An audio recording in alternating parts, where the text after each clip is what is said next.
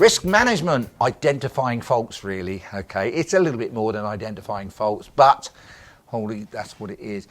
Identifying faults or the risk there. What has it got in that section there on that one? Well, we've got a few things. Did the trainer ensure the pupil fully understood how the responsibility for risk would be shared? We'll get rid of a few misconceptions on that one in a minute. Directions, instructions given to the pupil in clear and good time. Was the trainer aware of the surroundings, the pupil's actions, and were any verbal or physical interventions by the trainer timely and appropriate? All right. Oh, one more. Was sufficient feedback given to help the pupils understand potential safety critical incidents? Again, these are important. We'll cover them, what they are. First one, did the trainer ensure the pupil fully understood how responsibility for risk was shared? Right. I always think of this as being, did learning take place? Ultimately, when you take on a brand new learner who has never driven a car before, who is responsible in the car? You? 100% responsible, aren't you? When you know your learner is ready for test is when they are 100% responsible. Basically, yeah. And that needs to be a few weeks before their test. Preferably there, though some instructors seem to think it's a few weeks after they pass their test. But you know, the idea being that at the beginning you are turning yourself into a passenger in the car really, and you are transferring the responsibility, transferring the learning really. Eventually, when all the learning is done, it goes on. I always, around about 6 weeks before a pupil's test, I used to surprise them with a statement and go, if your driving test was today, what would you be worried about? And do you know what? They'd sing like songbirds telling you what they'd be worried about. Guess what we're going to do today? And then we'd work on those things, the things that they were worried about. Same way there. Now, did the trainer ensure the risk was fully understood, how responsibly risk was shared? One of the best ways of doing this is scaling. Right? You heard of scaling? It's got nothing to do with fish. Okay, whatever you do, percentages or out of 10, it's a very good idea because often if you haven't got the rapport with a pupil, you struggle to get them to talk. See, it's another thing that keeps coming on. Coaching doesn't work because they won't talk to me. When I ask them questions, they just shrug their shoulders. Oh, right, you know, you haven't got that rapport. I've worked, and I'm sure Vince has worked over the years with all sorts of characters, you know, from your tough guys that have probably been driving since they were 3, or things, you know, illegally or whatever. So that, and you can get their rapport, you can get them on your side and that. And you know, you speak to them, and you're ex-pub trade as well, you know. So you learn how to adapt to meet your clientele. If you've got that rapport and you start asking them questions, they will. But a great way is scaling. So, okay, today, you know, what's going to be responsible for this lesson today? What do you think? You know, it's also a good way of them telling you how confident they are, because if they're looking up and say, well, if I'm 20% and you're 80%, what are they saying?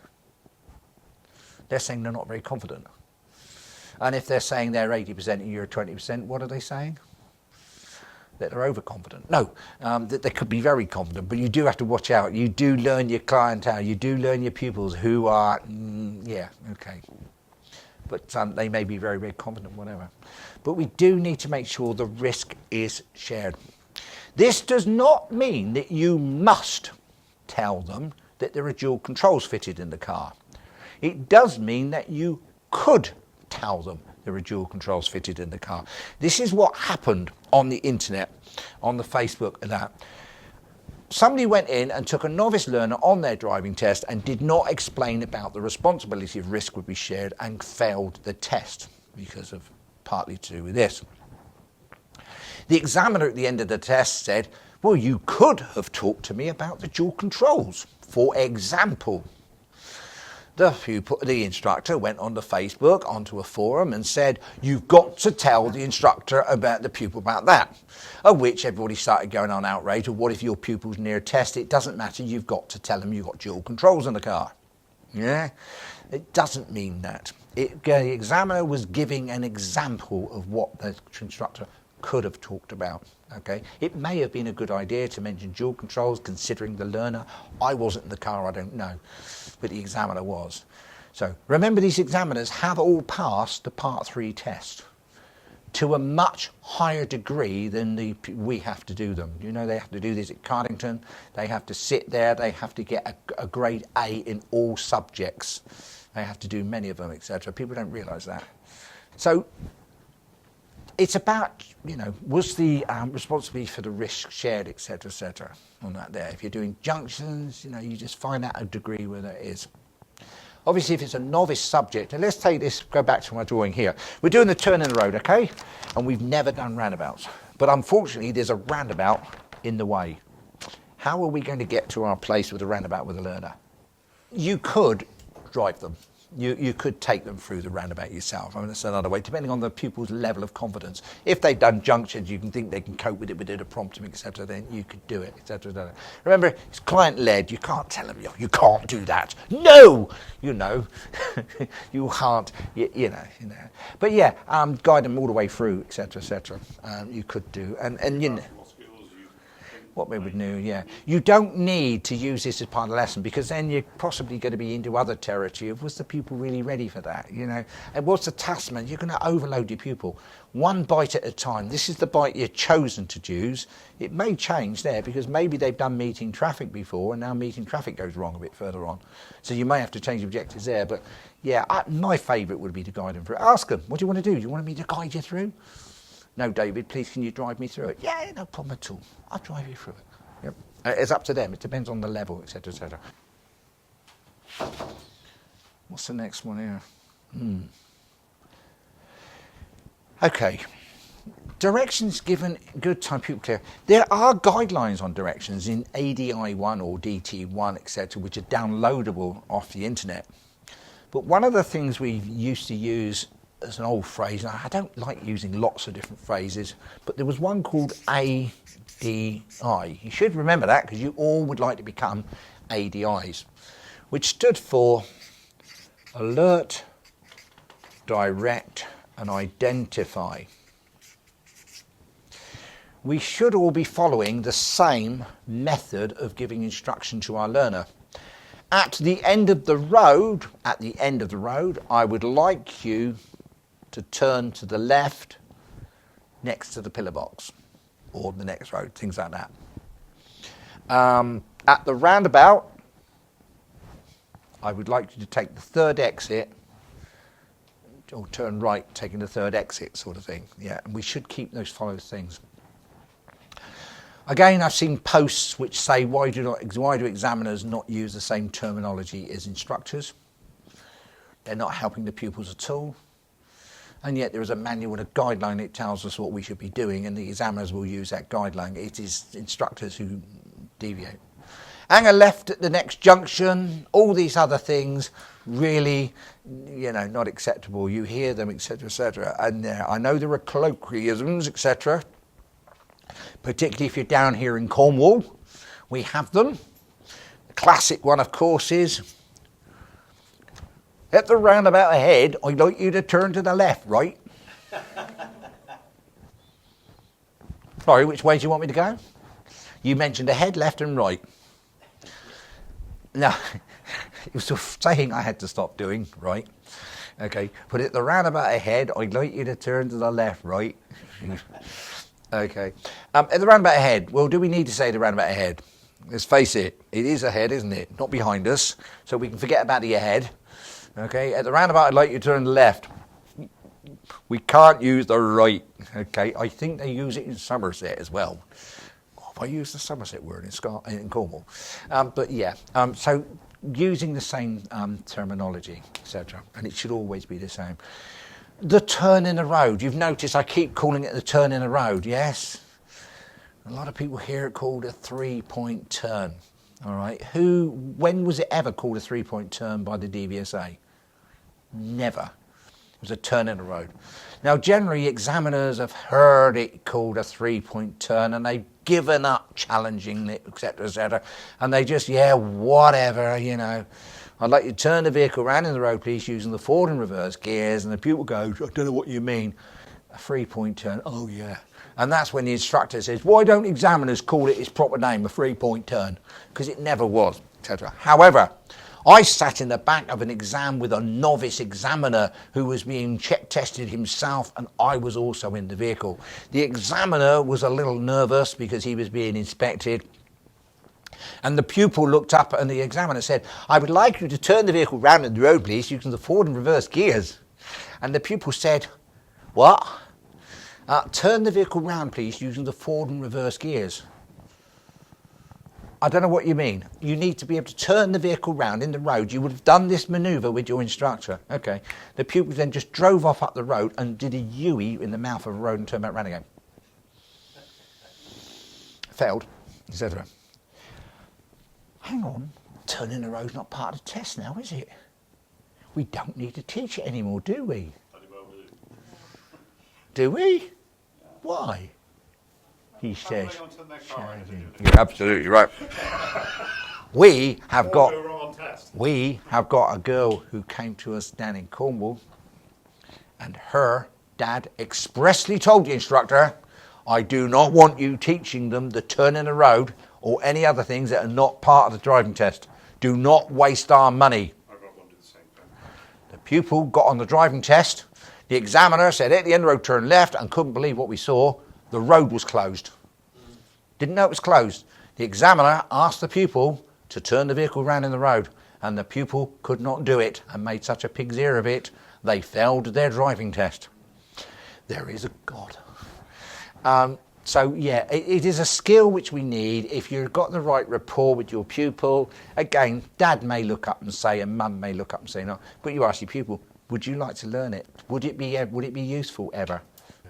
But yeah, give directions clear and in good time. When you first start delivering instructions to your pupil, you're probably going to give them a bit earlier. But by the time the test, you should be able to get them a bit later, etc., etc. If you want to know the best way for exams, sit in the back of tests. Sit in the back as many tests as you possibly can. You will hear the examiners giving directions. Yeah, you will hear it done. And you just copy them. But do stick with what they're saying. All right, too many instructors go off on their own one and complain that the examiners don't use their terminology. Well, they can't do that. They have to be uniform throughout the whole country. You see, and I mean, I've just come back from Scotland. They do speak funny up there. Not like us down in Cornwall at all. We speak proper, but they don't know something like us at all, do they? We do in Bristol. No, Bristol, that's just odd. Well, Bristol, the world stops at Bristol. We say to people that come from Cornwall, they go, "Is that Bristol?" Or, sorry, Brizzle. Because they don't pronounce their T's. What else we got here? Got a bit of a surprise. What have we got here? Oh, was the trainer aware of the surroundings and the people's actions? All right. What does that mean? What do you reckon? It looks obvious, doesn't it? You realize it? This is the old didn't identify the faults, didn't identify what was going on, and didn't identify risk, really. In the old days, you could sit in the back of a Part 3 test and the examiner would be making faults all over the place and the people would just sit there looking out the window. Right? This is what happened in the old days. Let me just grab my chair quickly, just show you. The PDI, I'm the PDI, I'd look up and sit there, normally sitting far too far forward, right over the top of the dual controls, hovering over them. And they would look up the pupil and say, "At the end of the road, I want you to turn to the right." And they're out the window. All the time, out the window. Okay? Not aware of what's going on. Meanwhile, your pupil is having a party. Okay, and I certainly would. I remember some guy telling me, "Oh yes, I may be looking out the window, but I can still see you." Okay. I had people in the back of the car. I can't remember who it was. It might have been Laura, actually, who was only there. I was basically pulling faces and doing things at my learner, and I'm doing all this. And he was totally aware of what I was doing. Okay, and then afterwards was, when I was saying you're not aware, and it's being aware. And again, later on, we know, you should be, get yourself way back off your dual controls, honestly. The only person in this world that's got legs as short as mine is Vince. I know, we found that out. Yeah. And we got very short legs. I think we both got like 27 inch side legs. I've never met anybody else but Vince who's got them. Really difficult to buy trousers, isn't it? Yeah, you know. But anyway, a pair of trousers is ever too short. No. So you back off your leg, you can't reach them. But I can promise you that if you need your dual controls, if you were sitting in the boot, you will find them. Okay. So keep back off them. It resists the tendency to sit on them, etc. But also from here, you can be more aware of what's going on. Tilt slightly in your seat as you should do, and you need to be aware. You've said to your learner, at the end of the road, we're going to be turning it left, so your routine is going to be, you're going to watch for their mirrors now. Yeah, there's the mirror work done. Good. Chick. Signal, yeah, the signal's there, good. Position you look out the window for, speed you can feel, and then when you get to the end of the road, where are you going to look as an instructor? Absolutely at the pupil. You're looking to see if they're looking, all right? At the moment, if they're not looking, they're not moving because you'll stop them, okay? And that, but you need to make sure they're looking first. So they look right. Oh, by the way, you can look right as well at the same time. They're looking left, good. They look right again. You have a quick look left, quick look right. There it is, done. And you adopt that thing: mirror, signal, position, speed, look. Yep. And it becomes so relaxed, and you're sitting back there. And I had a car for 6 months, and I didn't know the dual controls didn't work from the day it came out of the factory. Didn't know. Never thought that. I do test them now when I go there. But I didn't know. They weren't working. You hit it down and the brake just hit the floor. There's a brand new Ford Focus coming when the days I was with the AA, and the brake didn't work. It wasn't connected. And I didn't know. It was sat there lovely, looked nice. And then it was actually when I was handing the car back and I pushed the brake pedal down and it didn't work. I thought, it's good. Never used them. Frightening, isn't it, really? So, making sure you're aware, using the 2 routines as an instructor, your MSBSL and your POM, you're aware of POM, prepare, observe, move. So at a manoeuvre, of course, you'll be lost and preparations done. Tick, yep, that's okay. You can do preparation with your eyes closed, by the way, if you want. Don't advise it, but you can do. Observation, you watch your learner look all round, and as they've looked all round afterwards, you can look all round. And then the actual manoeuvre itself. If you've got those in your head, you'll be aware of your surroundings and know what's going on. Seeing it all too often where the instructor is just looking and he's just doing the walking and they're not aware of the pupil's actions or the surroundings. Okay. Yep, right. Should be simple, shouldn't it, really? It is. Risk management, another one there. Verbal or physical intervention, timely and appropriate. What do they mean? Because this used to be use of dual controls. Okay, and I'm glad they've changed it. Because it is the use of dual controls, but it's everything else first. Your first dual control, really, is your voice. You should be ahead of them. What are you going to be doing here? You're questioning. What could go wrong here? If you're actually proactive, okay, we're going to be doing roundabouts today, blah, blah, blah. What could go wrong? What's likely to happen? What would you do if this? This is your first dual control, first of all. You've not even moved the car necessarily. Then if you're aware of the surroundings, etc., you're ahead of them there. Physical intervention is a last resort, really, and that could be the use of the jaws or grabbing of the steering wheel, etc., which may be. I like the post I saw, I think it was yesterday, an instructor is complaining that the pupil failed their test. They hadn't even got out of the test centre, but apparently they did something wrong with the steering. The examiner grabbed the steering and prevented them from smacking the front end on a car as they pulled out. But the examiner then, and this was the complaint on the post, was the examiner then failed to use the dual control to prevent the pupil from smacking into the fence going backwards, and therefore the pupil failed. If the examiner had used the dual controls, then the pupil would have not hit the fence and might have gone on to pass. That was the yeah, I know. That was the post. You know. First of all, let's remember this. An examiner is what? Is an observer, that's all. They do not have to use dual controls. They will do for the prevention of the spilling of blood and the bending of metal and their own life prevention, but they don't have to use them. All right? They're not obliged to. And certainly there. But obviously this is somebody who's got the post wrong. Again, it was one of them I just refrained from commenting because I can't. I want to comment, and I think, oh, you can't. I'll let somebody else do the work for me. There. But yeah, it must be timely. Not too soon, not too late. It's a difficult point. It comes with experience, really. You know, as a novice instructor, you're going to be tempted to sit too far forward in your seat. Don't get back. Yeah, and let it develop. You've got to get to that point there. If you're not using good Q&A to start with, then you're going to end up being reactive. When I worked for the AA years back, I was involved with their instructor training team, etc. And me and a friend were asked to do a bit of research because at the AA they have something like, they had about 1,000 cars in a pound in various states of going out for being delivered to instructors, etc. up at Hinckley. But somewhere around about 300 of them were in for body repair work, etc. And some of them were just totally total. There was just nothing left of them, etc. And they were trying to work out what was going wrong, why there were so many accidents and crashes, and why we were doing some research and asking them. One of them come on the back of a low loader being brought in with all the front ends smashed in and one side gone. So we actually asked the instructor what happened. He said, oh, simple. He said, we were driving down the road, he said, and my pupils started getting a bit quick. I started getting a bit worried. Anyway, they mounted the pavement. Oh, right, yeah.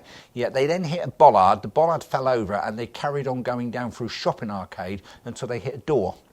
And I said, well, how far down was the shopping arcade? They said, oh, they'd gone a good 600 or 700 yards. I said, why didn't you use the dual controls? And I said, she said, we were taught by instructor college to only use the dual controls in an emergency. Well, I did have to say, I do beg to ask what your definition of an emergency was. But clearly it was not that. But people weren't taught to use the dual controls. And so... I was when I was a grad. Didn't it? Oh, what they are, yeah. It's not so much how to use them, but it's when, yeah, you know. And ideally, you shouldn't really, if you're good proactive tuition, you rarely will ever need to use them. You know, and as a novice instructor, you may find yourself using them quite a lot, but you gradually get better and better. And eventually you end up sitting there, and like I say, 6 months on, I didn't even know they didn't work. And it gets better, but physical intervention by the trainer. It must be timely, must be appropriate, etc. Sufficient feedback given to help people understand. Feedback is better. In the old form, it used to say feedback. Okay, feedback means, did you give the information back to your pupil? Did you discuss it? This is the identification. So, did you talk to your pupil so they understood the potential safety critical incidents? So, did you identify the risks? Did you then analyse them? Did you talk to them about how it could be dangerous and what things like this, yeah? And that's it. This is quite a thing. People don't really discuss them. Often people just go past. I've seen it loads and loads of times. They ignore things. They just hope the examiner didn't spot them. On one occasion, I was sitting on the back of a car, and literally, as we went down the road, we were donk, donk, donk, donk. Our mirrors were clipping the mirrors of the cars as we went down the road, and the instructor said nothing. Was sufficient feedback given? No, there was no feedback given. I need to write a book on this one, etc. I write a book on all these things. I just don't think anyone would believe me. But I do, I want to put them all in. So sufficient feedback, talking to your pupil, saying, I know, what happened, what went wrong. Making sure they understand, because the safety critical instance, this is what it's about, isn't it, really? We are teaching, the DVSA's moral, the teacher strapline is safe driving for life. We are licensed by the DVSA. I know a lot of people seem to think the DVSA govern us and we have got nothing to do with them and they won't teach the...